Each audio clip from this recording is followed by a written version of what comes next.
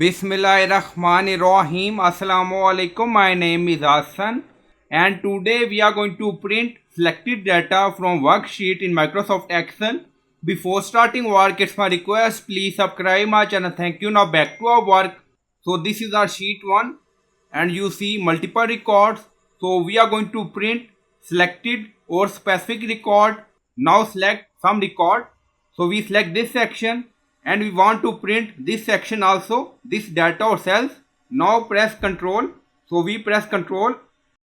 Again you see, now you see we selected two sections. This section and this section we are going to print. Remaining section we don't want to print. Now press Ctrl P. So we are in print section. Now you see setting and then you see print active sheet. Now select print selection. Only print the current selection. So we select two selection. Now select. So this is our first selection. Now you see page 2, next page. So this is our second selection. So you can print it.